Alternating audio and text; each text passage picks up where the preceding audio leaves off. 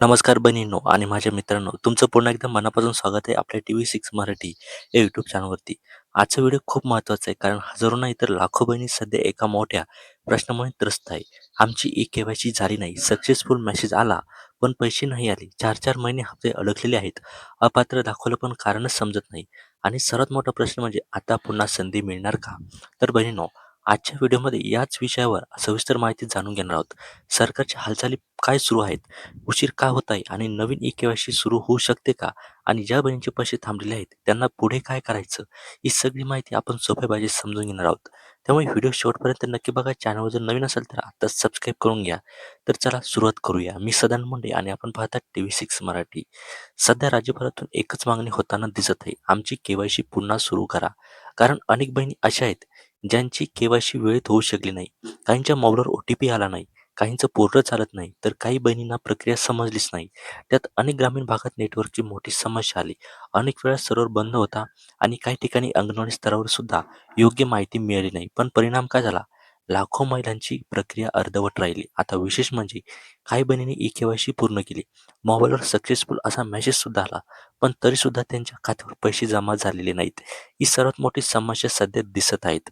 आता प्रश्न असा निर्माण होतो, की जर ई-के-वाय-सी झाली असेल तर पैसे का अडकले? तर ताईंनो, यामागे सरकारकडून मोठ्या प्रमाणात पडताळणी सुरू असल्याचं सांगितलं जात आहे. कारण सुरुवातीच्या काळात अनेक अपात्र लोकांनी सुद्धा या योजनेचा लाभ घेतल्याच्या तक्रारी समोर आलेल्या आहेत. काही जण सरकारी नोकरीत असून सुद्धा लाभ घेत होते, तर काही ठिकाणी चुकीची माहिती देऊन अर्ज भरले गेले. यामुळे आता सरकार प्रत्येक खात्याची पुन्हा तपासणी करत आहे. जसे की आधार लिंक आहे का? बँक खाते योग्य आहे का? कागदपत्रांची तफावत आहे का?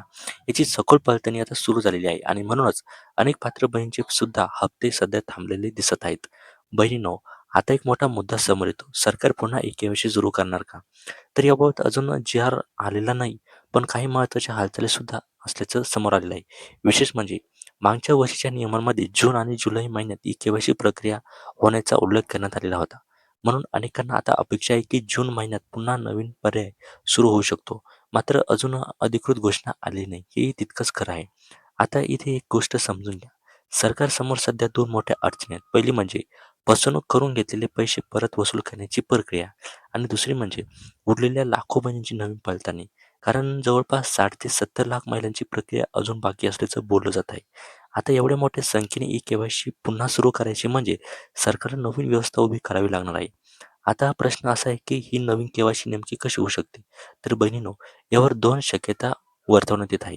पहिले म्हणजे तुम्ही ऑनलाईन इथे के-वाय-सी करू शकता, जिथे पुन्हा ओ-टी-पी आधारित प्रक्रिया सुरू होऊ शकते. पण यामध्ये एक सर्व्हर आणि तांत्रिक अडचणी येण्याची शक्यता आहे. कारण की खूप सारे जेव्हा लाडक्या बहीण तिथे फॉर्म भरत असतात, के-वाय-सी करत असतात, तेव्हा ते सर्व्हर जे आहे ना ते डाऊन होतं, हँग मारते ती वेबसाईट आणि त्यामुळे पुन्हा तीच समस्या, तेच कारण आणि पुन्हा लाखो लाडक्या बहिणी अपात्र अशी समस्या यामध्ये येऊ शकते.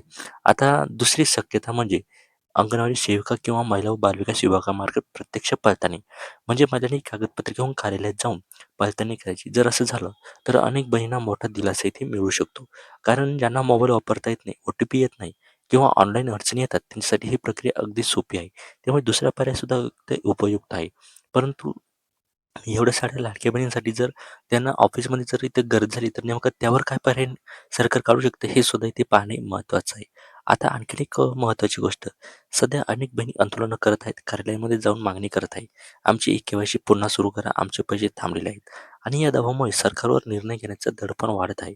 कारण ही योजना लाखो महिलांशी जोडलेली आहे आणि सरकारसाठी हा विषय राजकीयदृष्ट्या खूप महत्त्वाचा मानला जात आहे. तुम्हाला यावर काय वाटते? तुमच्या काय प्रतिक्रिया आहे? त्या कमेंटच्या माध्यमातून नक्की कळवा. चॅनलवर नवीन असाल तर सबस्क्राईब करा. धन्यवाद.